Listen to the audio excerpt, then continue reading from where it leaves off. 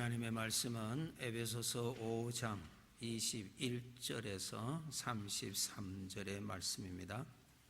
신약 315페이지입니다. 신약 315페이지입니다.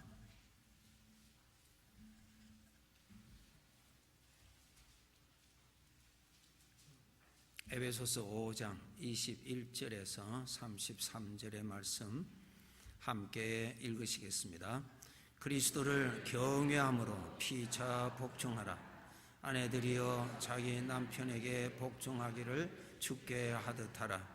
이는 남편이 아내의 머리됨이 그리스도께서 교회의 머리됨과 같음이니 그가 바로 몸의 구주시니라. 그러므로 교회가 그리스도에게 하듯 아내들도 범사에 자기 남편에게 복종할지니라. 남편들아 아내 사랑하기를 그리스도께서 교회를 사랑하시고 그 교회를 위하여 자신을 주심같이 하라. 이는 곧 물로 씻어 말씀으로 깨끗하게 하사 거룩하게 하시고 자기 앞에 영광스러운 교회로 세우사 티나 주름 잡힌 것이나 이런 것들이 없이 거룩하고 흠이 없게 하려 하심이라. 이와 같이 남편들도 자기 아내 사랑하기를 자기 자신과 같이 할지니 자기 아내를 사랑하는 자는 자기를 사랑하는 것이라.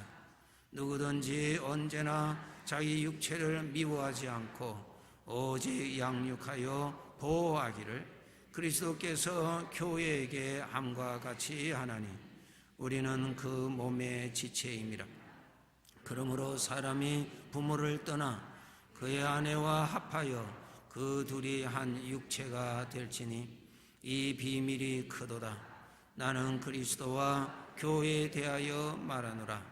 그러나 너희도 각각 자기 아내 사랑하기를 자신같이 하고 아내도 자기 남편을 존경하라. 아멘. 그때에 내가 십자가에서 죽으면 하나님께서 구원을 이루시리라 하는 말씀입니다. 창조주 하나님께서는 씨앗 속에 이미 그 씨앗이 복을 품을 수 있도록 복을 주셨습니다. 겉으로 보기에는 눈에 보이지 아니하고 겉으로 보기에는 초라하게 보이는 한 톨의 씨앗이지만은 그 속에는 하나님께서 이미 복을 주셨습니다.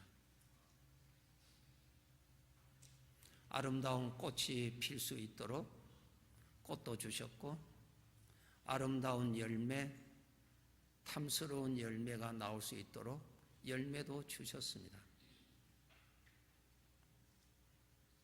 하나님께서 주신 그 복은 그 씨앗이 땅에 떨어져 죽음을 통하여서 그 복이 나타난다는 것입니다. 만약에 죽지 않으면 하나님께서 주신 복이 나오지를 못한다는 것입니다. 복이 없어서가 아니라 복이 나오지를 못합니다. 그것이 창조주 우리 하나님의 법칙으로 주신 법칙이라고 하는 것은 절대로 변하지 않습니다. 아무리 시간이 지나고 조건이 바뀌어져도 그것은 변하지를 않습니다. 자연은 제2의 성경 하나님의 말씀입니다. 왜? 하나님의 작품이니까. 예.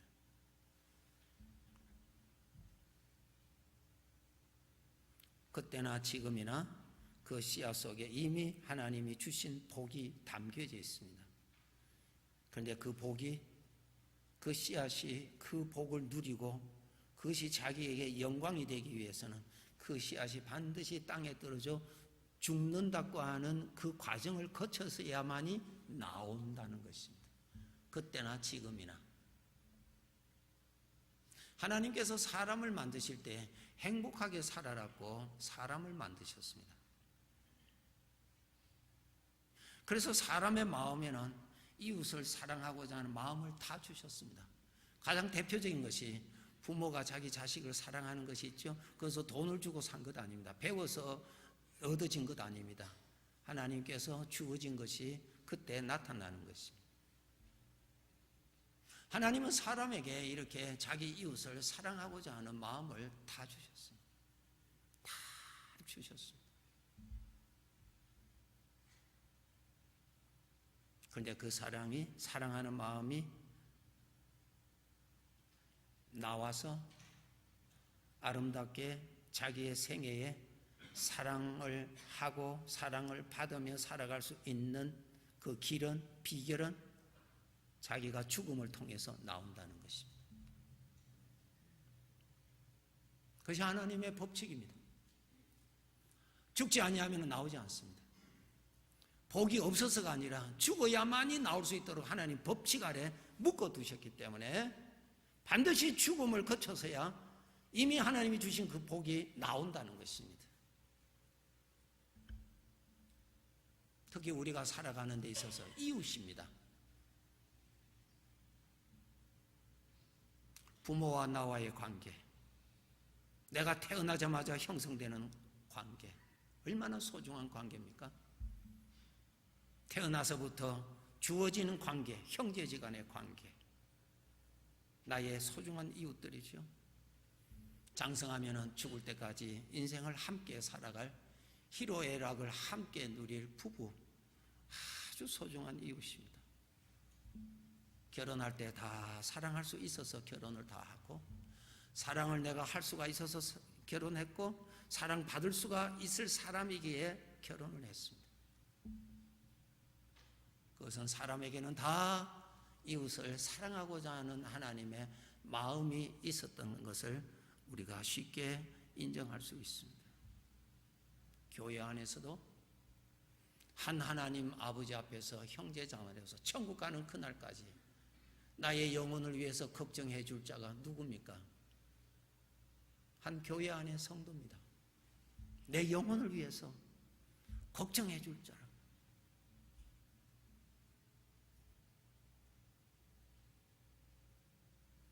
내가 시험에 들었을 때에 기도해 줄 자가 누구겠습니까? 혈육이 아닙니다. 하나님을 아버지라 부르는 형제 자매들입니다. 소중한 이웃들입니다. 하나님은 늘 말씀하십니다. 너희는 서로 사랑하라고. 너희는 서로 사랑하라고 하는 것이 뭡니까? 사랑할 수 있는 복을 주셨다는 것입니다. 우리는 다 사랑하기를 다 원합니다. 그리고 사랑받기를 다 원합니다. 우리는 다 그렇게 원합니다. 그런데 이상한 현상이 있습니다. 우리가 원수가 되는 것이 멀리 있는 사람과 원수가 되는 법은 없습니다. 모르는 사람과 원수 되는 법은 없습니다. 가장 가까운 사람과의 관계에서 원수가 생깁니다. 아니, 하나님은 사랑하면서 살아라고 이웃을 주셨는데, 또 사실 우리가 살아가는데 이웃의 사랑 속에서 우리가 살아왔잖아요. 이웃이 없다면 우리가 어떻게 살아왔겠습니까? 어떻게 살아왔겠어요? 서로 사랑하였기 때문에 우리가 살아왔습니다. 그런데 불행하게도 원수도 어디에서 나오는가? 이웃과의 관계에서 원수가 나오는 것입니다. 왜 그렇게 되는가? 죄가 그렇게 만든다. 그 말. 죄가 우리가 서로 사랑하면서 살아갈 수 있도록 하나님이 주신 복을 누리지 못하도록 이 죄가 우리에게 그 사랑의 마음을 파괴시킨다고 하는 것입니다. 파괴만 시킬 것이 아니라 원수로 만들어버려서 불행하게 만든다는, 누가? 죄가. 죄 배후에는 마귀가 있습니다.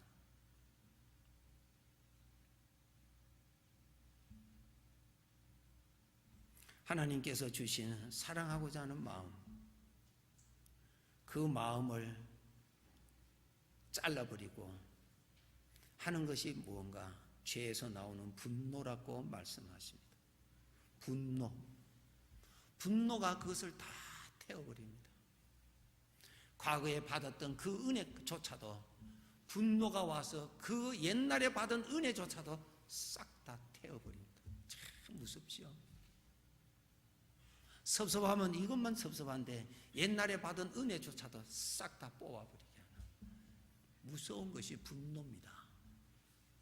이 분노가 우리들의 마음에 사랑하고자 하는 마음을 태워버린다고 하는 사실이.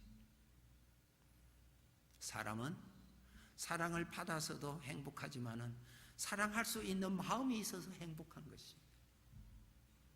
그래서 사랑하고자 하는 마음조차도 분노가 태워버리고, 이 분노가 그렇게 우리를 불행케 하고 있습니다. 사랑하는 마음을 태워버리고 그 태워버린 마음밭에는 가시와 은근키가 나왔어. 그 가시와 은근키가 남을 찌르기 대신에 먼저 내 마음을 찔러서 아프게 만들어주고, 아픈 것이 바깥으로 노출돼서 상대방의 마음에 또 아프게 하는 그런 반복이 일어나는 거 우리가 경험해서 잘 알 수가 있습니다. 하나님께서 주신 사랑, 사랑하면서 살아라. 우리는 다 사랑하는 마음 다 있습니다. 없는 사람 어디 있어요? 특히 부부지간에 사랑하는 마음 없는 사람이 어디 있습니까? 다 있습니다. 다 있어요.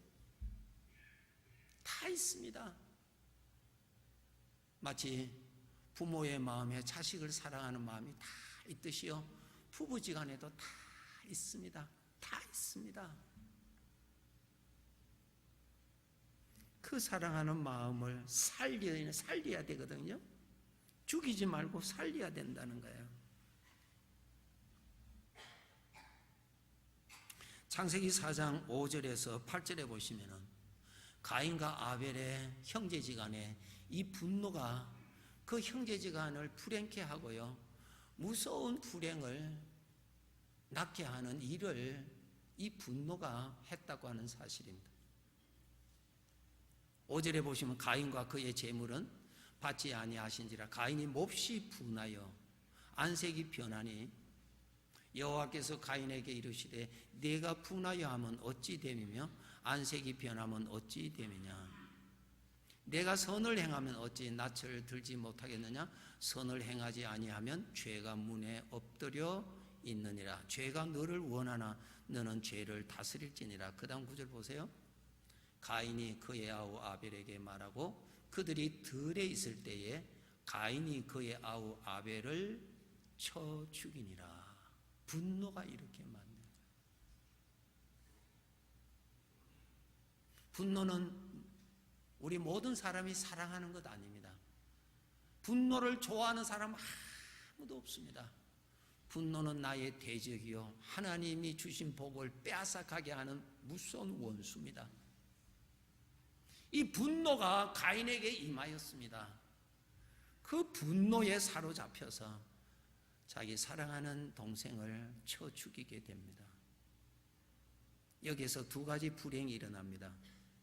자기가 사랑할 상대를 죽여버려서 사랑할 자가 없어서 고독해지고, 동생이 나를 사랑할 마음을 가지고 있는데 그 나에게 줄 사랑할 자를 없애버리는 불행에 빠져버리는 것이, 분노가 이렇게 만드는 것입니다. 그런데 말이요, 이 가인에게 임하였던 분노가 지금 또 여전히 사람에게 그 분노가 임하고 있습니다. 가인에게 나타났던 그 분노가 사람들에게 오늘도 그대로 임합니다. 그 분노는 행복하게 살아라고 주신 하나님의 사랑을 불태워버리는 일을 그때나 지금이나 여전히 그 일을 하고 있는 것을 우리가 잘 알 수 있습니다.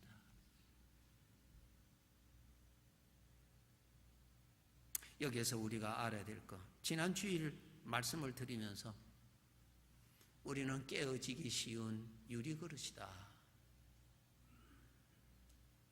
설교 후에 제가 어디에 갔더니 웃으면서 목사님, 우리는 유리그릇이 아니고 방탄유리입니다. 그렇게 이야기하더라. 성경 말씀에 방탄유리라고 말씀 안 했어요. 깨어지기 쉬운 질그릇이라고 했으니까 우리 사람은 너무나 마음이 잘 깨어집니다. 정말이에요. 네? 잘 깨어져요. 오늘 말씀해 보면은 사람의 마음에 분노가 너무 쉽게 나오는 폭발성을 가지고 있습니다. 예수님은 사람 속을 잘 아시고 잘 아셨다 그랬습니다. 지난주일에도 말씀드렸지만은 아비들아, 너의 자녀를 대할 때 노엽게 하지 말라. 자녀 속에 폭발성이 있는 것을 알고 함부로 대하지 말아라. 조심히 대하라. 왜? 폭발성이 다 있다 이 말이야. 분노할 수 있는 폭발이 어른에게만 있는 것이 아니라 어린 아이한테도 다 있으니까 조심히 다루라. 조심히 다루라.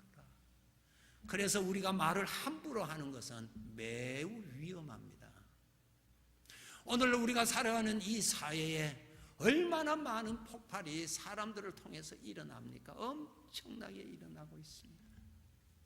어제 신문에 보았더니 산타바바라에 또 사고 크게 났더라고요.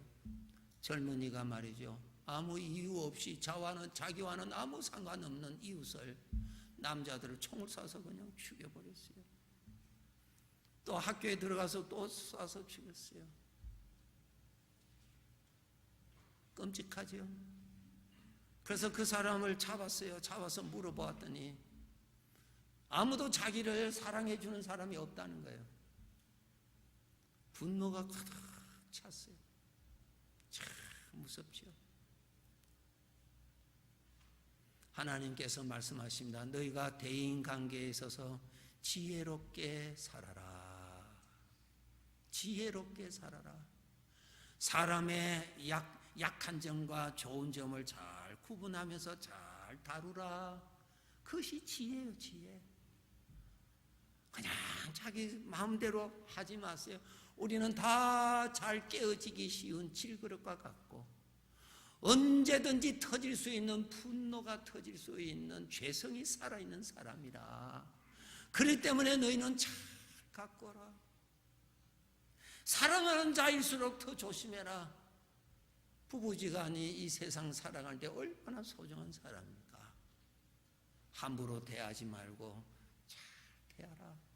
그 속에 있는 폭발성 건드리지 말아라. 항상 조심해라. 그것이 사랑이다. 사랑은 오래 참고, 그렇잖아요. 사랑은 오래 견디고, 사랑은 오래 참고. 왜? 조심해야 할 것이니까.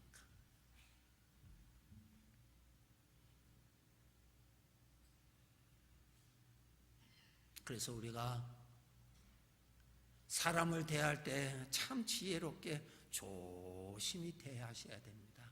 그것이 사랑이에요. 특히 가정에서 조심히 대해서 어려운 일이 스스로가 일어나지 않도록, 서로가 일어나지 않도록. 하나님께서 그렇게 하라고 그랬어요. 그것이 너희들이 서로 사랑하면서 위로받으면서 살 수 있는 길이다. 근데 깨트리면서 내가 행복하게 살아가기를 원하는 것은 그것은 모순이다. 그렇게 하지 말아라 그랬어요. 이 분노는 어디에서 나오는가? 죄에서 나옵니다.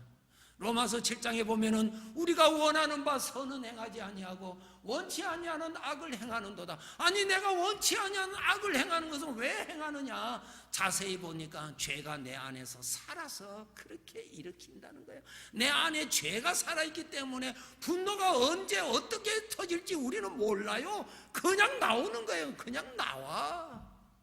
그러니까 조심해야 된다. 우리가 운전하다 보면 옆에 큰 트럭들이 지나갈 때가 있어요. 근데 그 트럭 중에서 아주 위험물질 운반차라고 다 그림 그려놓은 거 있어요. 그거 보면 그 차 가까이 가면 안 돼요. 멀리 떨어져야 돼요. 서로가 조심하라. 그 말에서 서로가 조심하라. 출애굽기 21장 29절에 이 말씀이 있습니다. 소가 본래 받는 버릇이 있고 소는 본래 받는 버릇이 있습니다.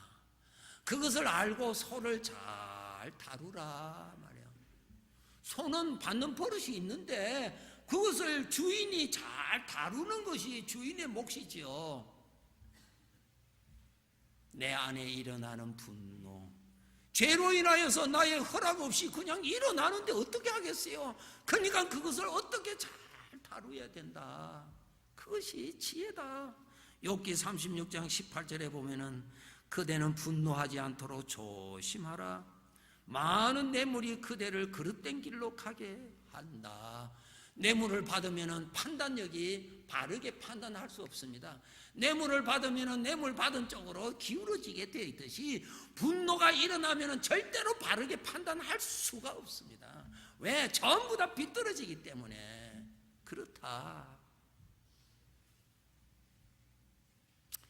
그러면은 두 번째로 이 분노를 어떻게 조절할 것인가? 어떻게 이것을 다스릴 것인가? 이것이 우리들의 오늘 하나님께서 주시는 말씀입니다. 우리 일반적으로 분노 다스리는 것은 참는다. 세상적으로도 분노가 일어나면 참는 사람 많습니다. 아주 훌륭한 사람이에요. 그러나 그 참음은 그 사람 안에 속병이 듭니다. 막 속이 썩어요. 훌륭한 사람이죠. 훌륭한 사람이에요. 그러나 오늘 드리고자 하는 이 분노를 다스리는 것은 그 이상의 큰 은혜가 있습니다. 그것을 말씀드릴게요. 5월달 가정의 달로 계속 주일 설교 때마다 말씀을 드리는데 한마디로 요약을 한다면은 내가 십자가에서 죽어라. 이것이 하나님의 말씀입니다. 왜 내가 십자가에서 죽어야 되는가? 이유를 말씀해 드릴게요. 이유를. 왜 내가 십자가에 죽어야 되느냐? 억울한 일을 당한 내가 왜 십자가에 죽어야 되는가? 피해를 받은 내가 왜 십자가에 죽어야 되는가 하는 거예요. 내 안에 분노가 일어날 때 내가 왜 십자가에 죽어야만 하는가? 그 이유입니다. 자, 이제 제가 같은 말씀을 성경의 세 곳을 찾아서 말씀을 드릴 테니까요. 여러분이 우리가 함께 과연 그렇구나. 그래, 여기에 도움의 비밀이 있구나. 여기에 하나님의 큰 구원이 있구나. 이것을 깨닫기를 우리는 원합니다. 민수기 21장 8절 9절에 보시면은 우리 한번 찾아보세요. 민수기 21장 8절과 9절입니다.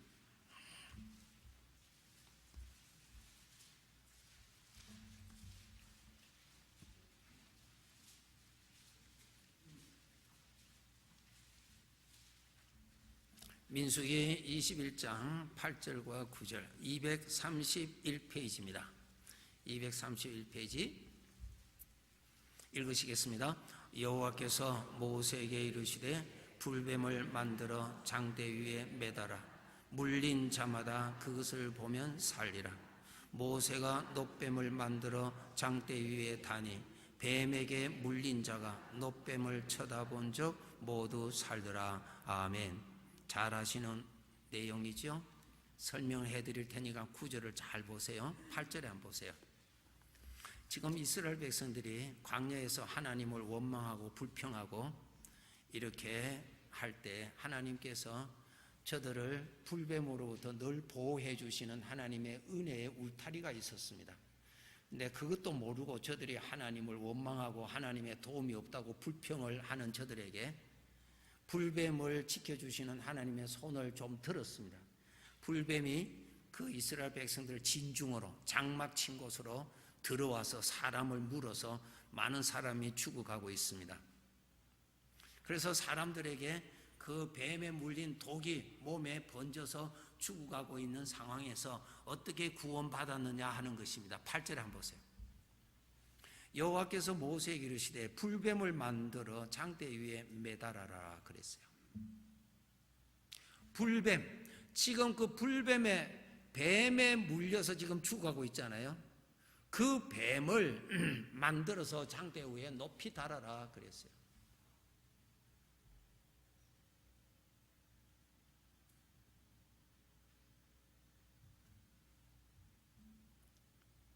예수님께서 십자가에서 죽으실 때 우리 눈으로 볼 때는 주님이 십자가에서 죽으셨습니다.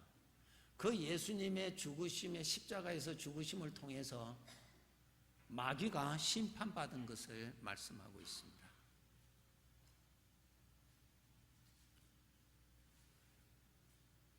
내가 십자가에 죽을 때, 내가 분노가 일어날 때, 내가 십자가에 죽을 때에 하나님의 능력이 어떻게 나타나냐면은 그 불뱀을 죽이는 역사가 일어나는 거예요.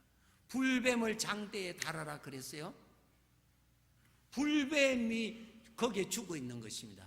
내가 십자가의 죽음을 통해서 하나님의 능력이 분노를 다스려 주시고 분노의 세력을 꺾어 주시고 마귀의 역사를 하나님이 꺾어 주시는 일을 하십니다.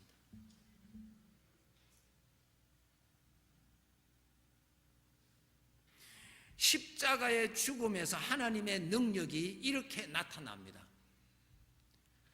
내가 십자가에서 죽음으로 인해서 하나님이 죄를 심판하시고 분노케 하는 것을 다스려 주시는 일을 십자가의 죽음을 통해서 나타나신다는 것입니다. 또 설명해 드릴게요. 고린도전서 10장 2절 한번 찾아보세요. 고린도전서 10장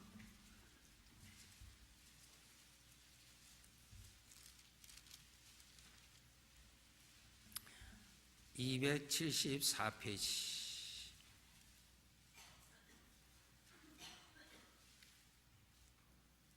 10장 2절입니다. 읽으시겠습니다. 모세에게 속하여 다 구름과 바다에서 세례를 받고, 예, 됐습니다. 지금 이것이 이스라엘 백성들이 바다에서 세례를 받았다 그랬어요. 바다에서 세례, 이 홍해입니다. 홍해에서 세례를 받았다 그렇게 했어요. 이스라엘 백성들이 홍해를 걷는 것을 고린도전서 10장에서는 하나님께서 저들이 홍해에서 세례를 받았다 그랬어요. 세례라는 말은 죽음을 말합니다. 물에 푹 잠긴다 그 말이에요. 이스라엘 백성들이 홍해를 지났다는 말은 죽음을 지냈다는 겁니다. 세례 받았다는 말은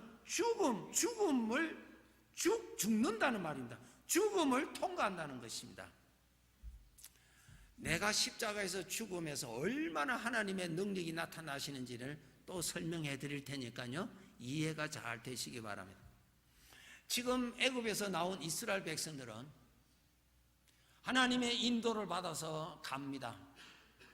홍해 앞에서 이제 하나님께서 지시하신 대로 장막을 치고 있는데 애굽 군사들이 총동원해서 다시 잡으러 오고 있습니다. 저들이 그 모습을 이스라엘 백성들이 보고 매우 두려워하고 이제는 하나님 앞에 오해를 해서 원망합니다. 애굽에서 잘 살고 있는 우리들을 이 광야로 몰아서 여기서 다 죽이시려고 하나님이 인도하신다고 그냥 절망하고 불평하고 사망에 꽉 차입니다.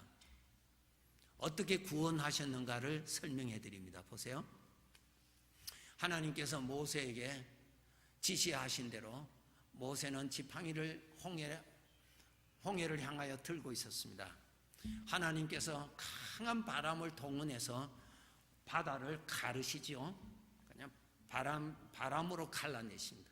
쭉 갈라내시고 뒤에서 애국 군사들이 더 이상 가까이 오지 못하도록 낮인데도 밤으로 어두움으로 확 잡아놓고 거기에 묶어놓습니다. 더 이상 움직이지 못하도록 묶어놓고 이스라엘 백성들은 홍해에 바람을 불어서 길을 내시고 그 다음에 이스라엘 백성들이 빠져나옵니다. 사람만 해도 200여만 명이고 가축과 그 짐을 해보세요. 많은 시간 동안에 그 홍해를 건너야 했을 것입니다. 그런데 그 홍해가 얼마나 폭이 넓은지 애굽의 군사들이 그 안에 다 들어왔다고 했습니다. 엄청나게 큰 바다입니다. 그냥 짧은 바다가 아닙니다. 예. 자, 보세요. 하나님께서 홍해 물속으로 이스라엘 백성들이 들어갑니다. 이게 세례죠. 물속으로 들어갑니다. 멀리서 보면은 이스라엘 백성들이 바닷속으로 들어가죠. 그죠? 이 세례로 죽음으로 들어가는 거예요. 죽음을 거쳐서 빠져나옵니다. 홍해를 지났다는 말은 죽음을 거쳐서 빠져나가는 거예요. 지금 쭉 빠져나가고 그 다음에 애굽의 군인들이 들어옵니다. 들어와서 이 안으로 다 들어옵니다. 하나님께서 물을 어지럽게 해서 거기에서 모든 군사들이 다 죽습니다. 여기에서 무엇을 그림을 그려주시는가? 이스라엘 백성들이 죽음을 통과했을 때에 이스라엘 백성을 사로잡아서 학대케 하고 하나님을 믿지 못하게 하는 이 세력을 여기에서 단절시켜 주셨다는 거예요. 이해되시는 분은 아멘. 또 설명해 드릴까요? 같은 거 하셔야 돼요. 지식이 아니에요. 지식이 아니에요. 이스라엘 백성들이 홍해라고 하는 죽음, 세례를 받았다 그랬잖아요. 죽음을 거쳤을 때야 비로소 애국 군사들로부터의 자유를 받았다는 거예요. 더 이상 접근하지 못했다는 말이에요. 내가 십자가에서 죽을 때에 분노가 나를 더 이상 건드리지를 못한다는 말이에요. 내가 십자가의 죽음을 지나야 분노가 나를 지배를 못한다는 거예요. 누가 그 분노를 치느냐 하면 하나님이 분노를 치시는 것입니다. 깨달아지시는 분은 아멘. 십자가의 길이 능력입니다. 네. 내가 이 죽음의 길을 지나지 아니하면은 애굽의 세력에서 빠져나갈 길이 없습니다. 나의 대적을 심판하시고 주의 백성들을 건드리지 못하도록 하나님의 권세와 능력과 심판이 어디에서 나타나느냐? 내가 십자가의 죽음을 통과할 때에 나타나신다는 거예요. 십자가의 능력이 거기에서 나오는 거예요. 거기에서 마귀가 가장 두려워하는 것이 십자가의 죽음입니다. 여러분, 내가 죽는다고 할 때 내 안에 육신은 얼마나 나를 비웃는 줄 아는 줄 아세요? 내가 왜 죽어? 상대방을 죽여버려야지 내가 왜 죽어, 이 바보야? 왜 그런 줄 아세요? 십자가의 길을 내가 갈 때 하나님의 심판이 임하시는 것을 대적이 아니까. 그래서 십자가에 죽지 못하도록 얼마나 충동질하는지 몰라요. 십자가의 길은 육신이 볼 때는 미련하게 보인다 그랬어요. 어리석게 보인다 그랬어요. 그러나 십자가의 길은 믿음으로 바라보면 하나님의 능력이라고 말씀하셨는데, 오늘날 또 예수님의 십자가를 통해서 내가 구원받았다면 오늘날 나의 십자가의 죽음을 통해서 하루하루의 삶에 하나님의 구원이 나에게 임하시는 것입니다. 하나님의 권세가 십자가에서 나옵니다. 십자가에서. 죄는 절대로 내가 죽지 말아라 합니다. 내가 억울한데 내가 왜 죽느냐? 내가 바보냐? 하나님의 능력이 나타나지 못하도록 얼마나 충동질하는 줄 아세요?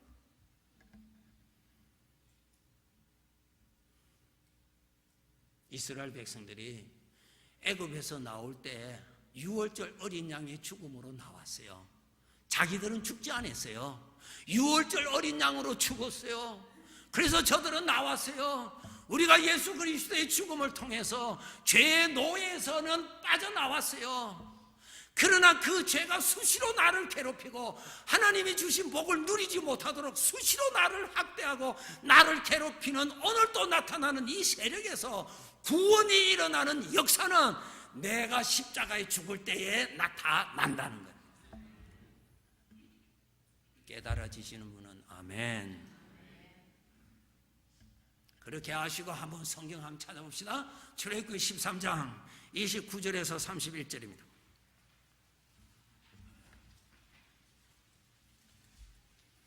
출애굽기 14장 29절부터입니다. 104페이지입니다.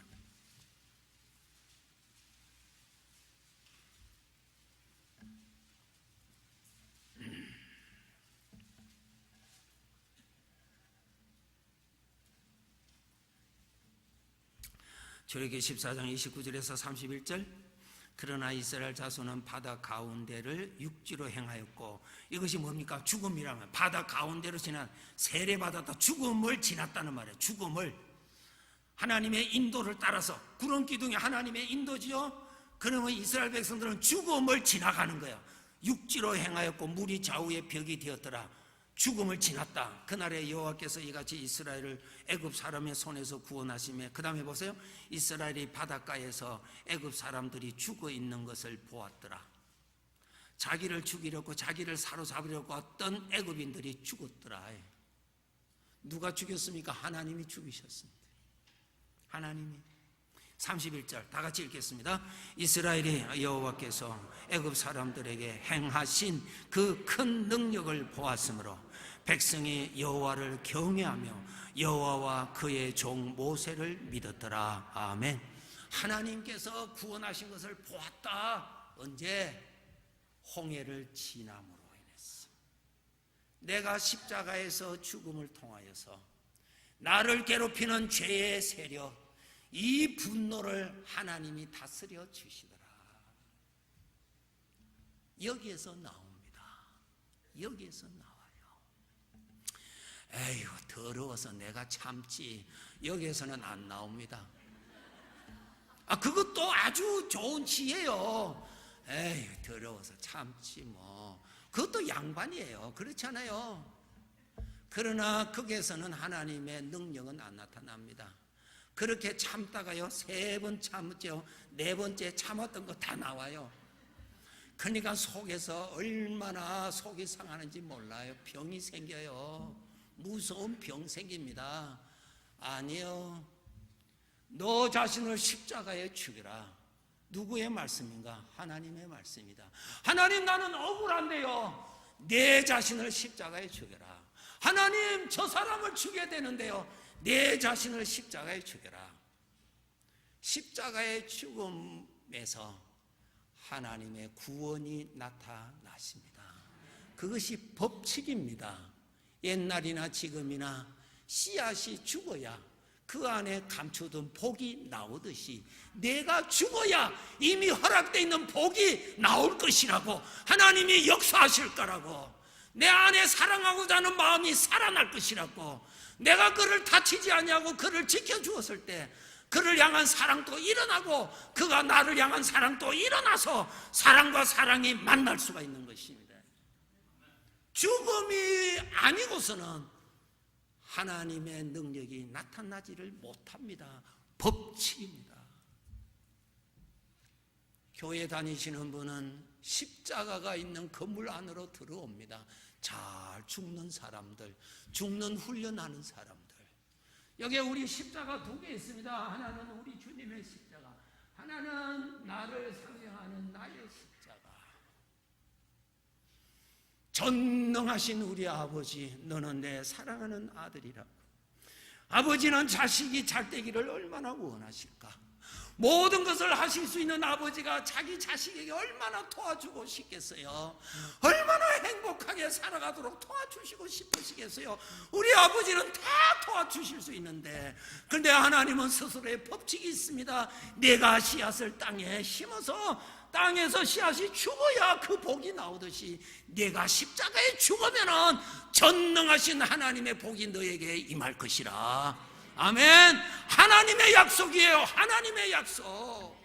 내가 죽으면 뭐가 어떻게 되냐? 아니요. 죽음의 순종을 바칠 때에 하나님이 역사하시는 거예요. 하나님이 분노를 다스려 주시고요, 죄를 다스려 주시고요, 우리의 환경을 다스려 주시고요, 평안케 다스려 주실 것입니다. 우리가 대적을 이길 수가 없습니다. 우리가 무슨 재주로 대적을 이길 수 있나요? 대적을 이길 수가 없어요. 대적을 발안해 두신 예수 그리스도의 왕권의 능력이 어디에서 나타나느냐? 십자가에서 죽을 때에 나타나신다는 거예요. 하나 더 말씀드리고 마칠게요. 똑같은 말씀입니다. 마라의 선물, 출애굽기 15장 23절 한번 찾아봅시다. 출애굽기 15장 23절에서 25절입니다. 같은 말씀이에요.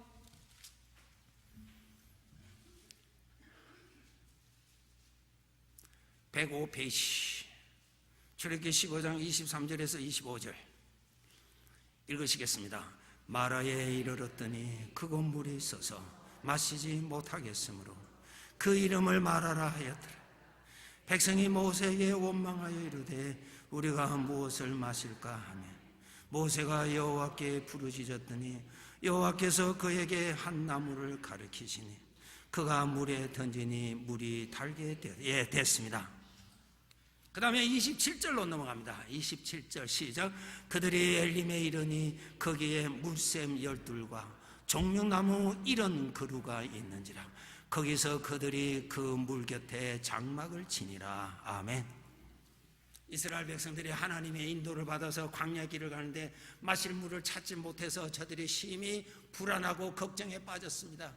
드디어 물을 만났습니다. 그런데 그 물은 마실 수가 없었어요. 썬물이었어요. 마시면 죽는 아주 독한 물이었습니다. 사망의 물이었습니다. 하나님께서 모세에게 말씀하십니다. 하나님께서 지시하신 그 나무를 모세가 지시하신 대로 그 물에 던졌더니 물이 달아지더라. 그 나무가 신비해서 달아진 것이 아니라 하나님 말씀대로 순종을 바칠 때에 전능하신 하나님이 그 썬물을 달게 해주신 것처럼 내가 십자가에서 죽을 때에 그 썬물을 내가 달게 해주리라. 아멘. 아멘. 내가 달게 해주리라. 하나님, 그 나무를 던지다가 어떻게 이것이 썬물이 달게 됩니까? 이 물은 얼마나 독한 물인데. 아니요, 그게 관심이 아니에요. 하나님은 내가 말한 대로 순종해라. 그러면은 내가 너에게 은혜를 베풀어 주리라. 아멘.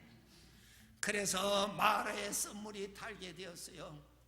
예수님의 십자가를 따라서 예수님의 죽으심과 부활을 우리가 믿는다면 나도 내가 십자가의 죽음으로 하나님께서 죄를 심판하시고 죄의 세력을 꺾으시고 내 마음에 주신 사랑의 마음을 잘 보존시켜 주시는 하나님의 역사가 일어난다 이 말이죠.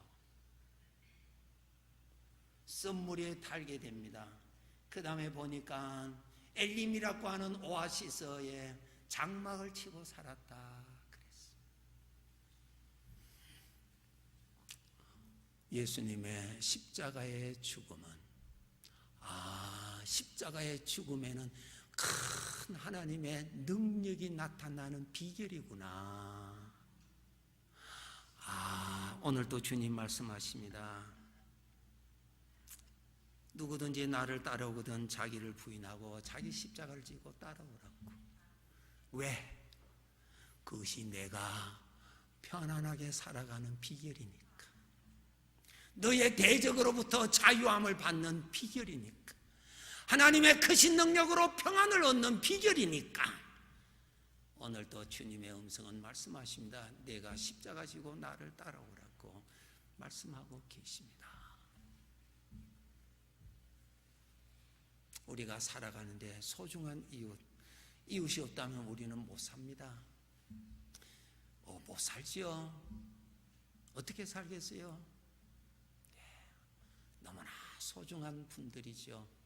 나라는 존재에 없어서는 아니 되는 내 가족들, 사랑하는 성도들, 내 가까운 이웃들, 얼마나 소중한 사람인데요. 여러분, 주님의 십자가, 내가 십자가에서 죽으라. 나 자신을 십자가에서 죽이고 거기에 머물러 있는 나 자신을 보는 훈련을 자주 하시고, 기도하실 때에 나 자신을 십자가에 못 박아 죽어 있는 상태로 있는 것을 바라보는 훈련을 자주 하세요. 그 훈련이 잘 되어야 그때 해야 할 때 할 수가 있습니다. 여러분, 우리가 잘 죽을 때 전능하신 하나님의 선물이 풍성하게 나타납니다. 하나님 약속이에요. 기도합시다.